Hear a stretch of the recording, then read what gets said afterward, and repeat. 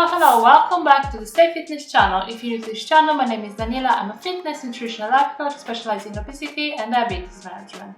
So today's video I'm trying to replicate another recipe which is for protein sparing baguettes.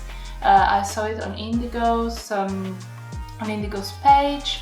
I'm gonna leave you the link for the original recipe. So I tried to make my own version of this kind of like cheesy breadsticks, baguettes, or whatever you're gonna call them. I bought myself some new silicone molds which I was eager to try, so I thought, guys, I show you, even to do a bit of troubleshooting, see if there is any issues, but let me show you how I made these cheesy breadsticks.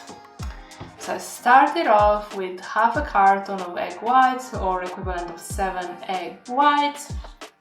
I then added some cream of tartar, whatever I had left, it was less than a teaspoon, some nutritional yeast, some onion powder, and a bit of salt. So I then started whisking and realized that I'm not sure if it's the onion powder, if it's the nutritional yeast, if it's the, I added also some yeast, but I never had problem with nutritional yeast and yeast before, but I guess the onion powder prevents the egg whites to get stiff peaks, so maybe I should have added later. I'm gonna try next time.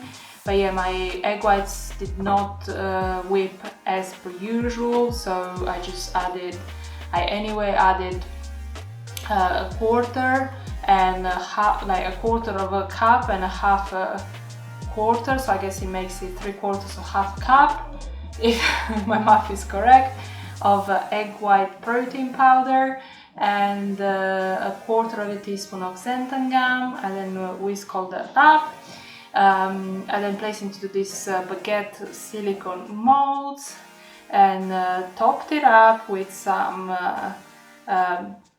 pecorino cheese, no reduced fat or anything. I only had like 10 grams, which has very little fat, and some garlic granules. And I think it would be so nice to add some onion flakes, like dry onion flakes, but I didn't have any, and I still can't find any, so I'm gonna keep trying because I think it would give the bread a really nice crunchy top. So I baked them at 160 degrees for 20 minutes. So I took them out, and as you can see from the camera, I struggled a lot to pull them out of the mold. I don't know why. I don't know if it's because it's so soft.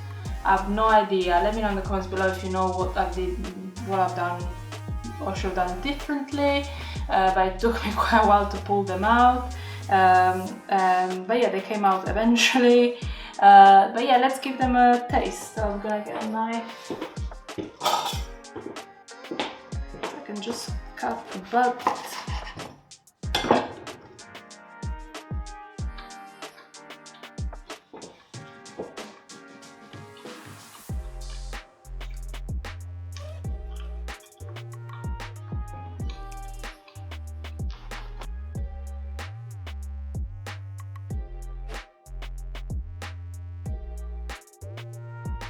You know what? Not bad at all. I was hoping, because when I made the focaccia bread, the top was a little bit more kind of crunchy, but I guess they really weren't structurally sound enough to puff up a little bit better. I think it's because the whites weren't stiff enough, but anyway, it's really, really tasty. Like, you get the tang of the parmesan on top. I put pecorino, but you can put parmesan, the garlic granules, the onion, like it all works really well.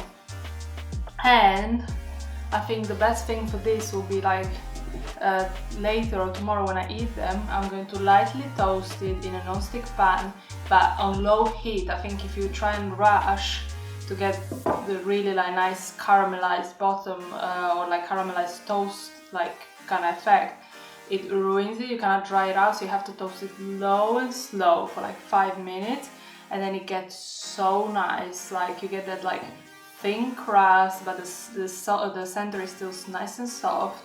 So this one I'm gonna do tomorrow with some cold cuts, because my protein is sparing day today, so no cold cuts for me. But definitely tomorrow it's gonna be so good, so good. But yeah, this is it for today. Thank you so much for watching as usual. Let's stay connected. Subscribe to the channel, follow me on Instagram, comment below for your favorite protein spinning recipe if you want to try this recipe, if you have any questions. Thank you so much for watching, and I'll see you next time.